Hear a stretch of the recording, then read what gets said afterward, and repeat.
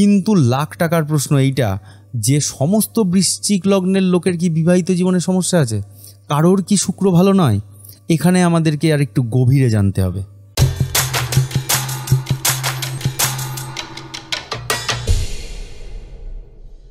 নমস্কার, অ্যাস্ট্রোস্কোপ ইউটিউব চ্যানেলে সকলকে স্বাগত জানাই।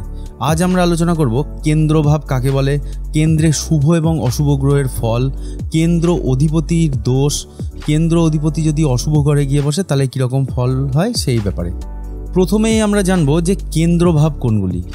জন্মকুণ্ডলিতে লগ্নকে প্রথম ঘর ধরলে তার সাপেক্ষে ঘড়ির কাঁটার উল্টো দিকে চতুর্থ, সপ্তম এবং দশম এই তিনটি ঘরকে একসাথে বলা হয় কেন্দ্রঘর।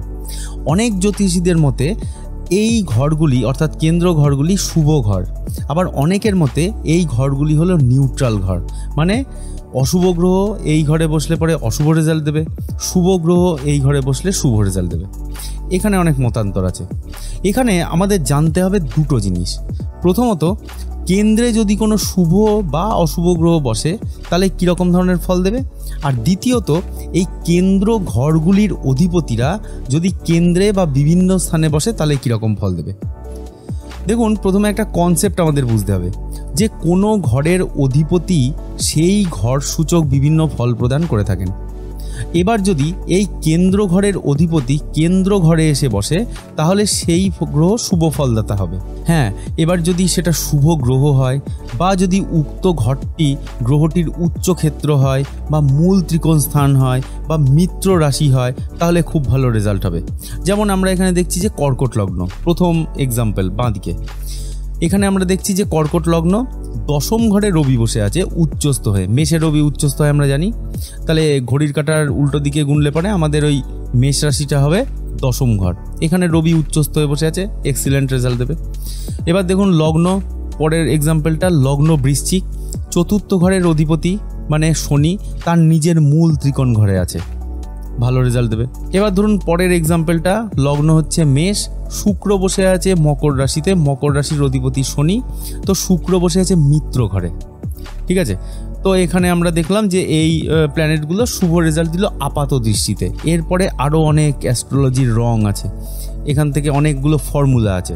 আবার যদি এমন হয় যে কেন্দ্র ঘরে যদি কোনো শত্রু গ্রহ বসে থাকে বা কোনো গ্রহ যদি নিচস্থ হয় বা শত্রু ঘরে বসে থাকে তাহলে যেমন তার শুভত্ব কমে যায়, কিছু কিছু ক্ষেত্রে চরম অশুভ ফল প্রাপ্ত হয় সেই সকল ঘর সম্পর্কিত। যেমন ধরুন চতুর্থে শনি বসলে, চতুর্থ ঘর মানে কি, মানে আমাদের যা যা জিনিস বোঝাবে সেই জিনিস সম্পর্কিত বিষয়ে অশুভত্ব আনতে পারে বা তার শুভত্ব খানিকটা কমে যেতে পারে। যেমন এনাদের মা হন প্রচণ্ড ডিসিপ্লিনড বা এনাদের বাড়িও হয় খুব ডিসিপ্লিনড, বা তাকে নিয়ে হয়তো তার মায়ের খুব প্রেশার হতে পারে। যেমন ধরুন এখানে লগ্ন হচ্ছে তুলা, একদম বাঁ দিকের চারটার কথা বলছি, লগ্ন হচ্ছে তুলা। দেখুন দশম ঘরে মঙ্গল বসে আছে, আর আমরা জানি কর্কট রাশিতে মঙ্গল নিচস্থ হয়। তার মানে এখানে আমরা দেখতে পেলাম যে মঙ্গল দশম ঘরে বসে থেকে নিচস্থ হলো, প্রথম এক্সাম্পল, খুব একটা ভালো রেজাল্ট দেবে না। সেকেন্ড এক্সাম্পলটা দেখছি আমরা কুম্ভ লগ্ন। দেখুন বৃহস্পতি বসে আছে চতুর্থ ঘরে, কিন্তু বৃহস্পতি শুক্রের ঘরে বসে আছে। বৃহস্পতি আর শুক্রের রিলেশন আপনারা প্রত্যেকেই জানেন। এরপরে আসলো আমাদের শনি, মানে তৃতীয় এক্সাম্পলটা আসলো। এখানে লগ্ন হলো মেষ, শনি বসে আছে সপ্তম ঘরে নিচস্থ হয়ে। তো এখানে আমরা দেখতে পেলাম যে শত্রু ঘরে যদি কোনো গ্রহ বসে নিচস্থ হয়ে বসে তাহলে তার রেজাল্ট যেমন খুব একটা ভালো হয় না। এবার দেখা গেল কোনো ছকে কেন্দ্র ঘরে কোনো অশুভ গ্রহ বসে আছে এবং সেই ঘরটির অধিপতির হয়তো উক্ত গ্রহটির সাথে শত্রুতার সম্পর্ক আছে। তাছাড়াও দেখা গেল কেন্দ্রপতি অশুভ ঘরে বসে আছে। তাহলে দেখুন এখানে কেন্দ্র ঘরটিও যেমন অশুভ হলো একটিভাবে, তেমনি কেন্দ্র অধিপতিরও কিন্তু অশুভ হয়ে গেল। এই ক্ষেত্রে কিন্তু ভালো ফল হবে না। যেমন একটা এক্সাম্পল, এখানে আমরা দেখতে পাচ্ছি যে লগ্ন হলো মেষ, এর চতুর্থ পতি হচ্ছে চন্দ্র, কর্কট রাশির অধিপতি চন্দ্র। প্রথমে দেখুন চতুর্থ ঘরে বসে রয়েছে শনি, ঠিক আছে। আবার এই কর্কটের অধিপতি মানে চতুর্থ ঘরের অধিপতি মানে একজন কেন্দ্রপতি, সে হচ্ছেন চন্দ্র, সে আবার বসে আছে বৃশ্চিক রাশিতে নিচস্থ হয়ে। বৃশ্চিক রাশিতে চন্দ্র নিচস্থ হয় আমরা জানি। তার মানে দেখতে পেলাম যে একেতেই চতুর্থ ঘরটা প্রবলেমেটিক হলো শনি বসার কারণে, দ্বিতীয়ত চতুর্থ ঘরের যে অধিপতি সেও কিন্তু নিচস্থ হয়ে গেল। এই কেসে কিন্তু চতুর্থ ঘরের রেজাল্ট ভালো পাওয়া যাবে না, ঠিক আছে।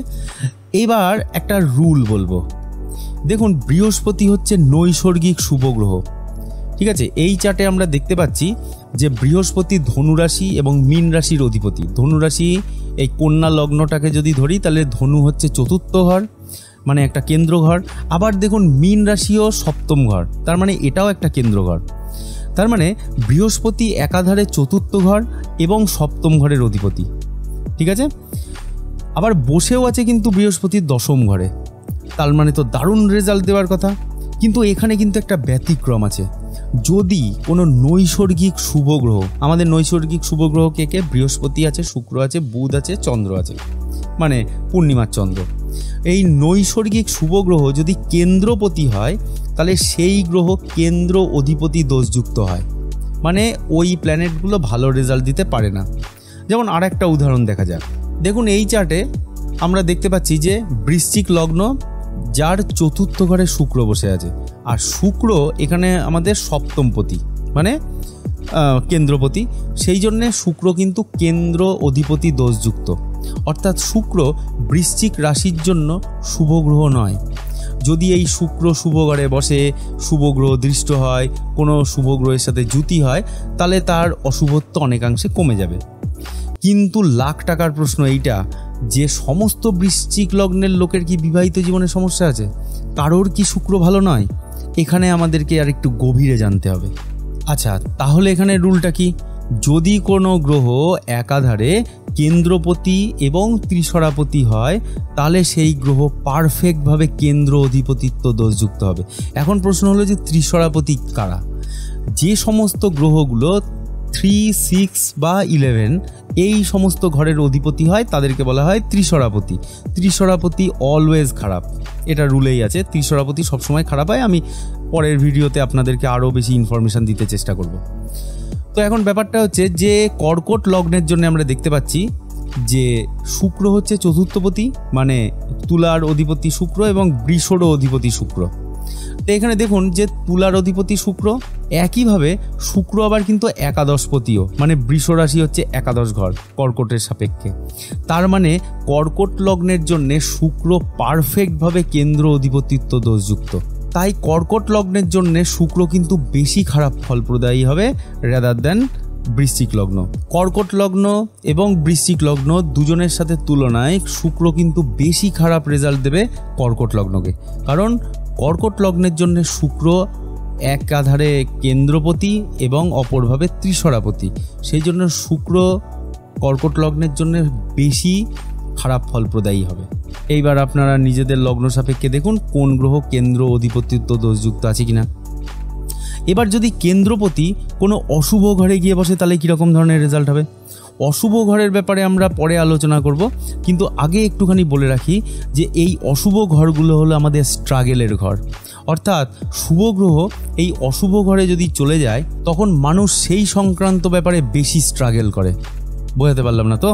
একটা উদাহরণ দিই, দেখুন এই একটা এক্সাম্পল আমি নিয়ে এসেছি। এবার দেখুন কুম্ভ লগ্নের জন্য শুক্র হলো চতুর্থপতি অর্থাৎ কেন্দ্রপতি। দেখুন চতুর্থ ঘর আমাদের মানসিক শান্তির ঘর, আর অষ্টম ঘর হলো অশুভ ঘর বা দুস্থান। মানে যাদেরই শুক্র এরকমভাবে অষ্টম ঘরে বসে থাকবে তারা কিন্তু মানসিক শান্তি পাবে না। কিন্তু একটু আগেই বললাম না, অশুভ ঘর মানে স্ট্রাগেলের ঘর, তাই এনারা মানসিক শান্তি খুঁজতে খুবই স্ট্রাগেল করবেন। এইবার দেখুন শুক্র কিন্তু আবার নবমপতিও, মানে ভাগ্যকারক, ঠিক আছে। শুক্র তাদের ভাগ্যে নিজের কারকতা, মানে শুক্রের কারকতা কি? লাক্সারি, মানে লাক্সুরিয়াস জিনিস, দামি ফোন, গাড়ি ইত্যাদি প্রদান করবে তার নিজের কারকতা অনুযায়ী। এগুলো পেয়ে তার মানসিক শান্তি হবে, কিন্তু তা কিছুক্ষণের জন্য, আবার সে তার মানসিক শান্তি হারাবে। এই রকমভাবে চক্রাকারে চলতে থাকবে। তার নামি দামি জিনিস কিন্তু প্রচুর হবে, কিন্তু তার মানসিক শান্তি থাকবে না। মানে ব্যাপারটা হচ্ছে তার মানসিক শান্তি থাকবে না বলে সে ওই সমস্ত জিনিসে মনকে ডাইভার্ট করার চেষ্টা করবে। মানে দামি ফোন কিনবে, লাক্সুরিয়াস জিনিস কিনবে, গাড়ি কিনবে, এই সব করে মনটাকে ডাইভার্ট করার চেষ্টা করবে। যেই মন ডাইভার্ট হয়ে গেল, কিছুদিনের জন্য ভালো লাগলো, আবার তার মন আগের মতোই বীতশ্রদ্ধ হয়ে পড়বে বা মানসিক অশান্তি তৈরি করবে। আশা করি বোঝাতে পেরেছি সবাইকে।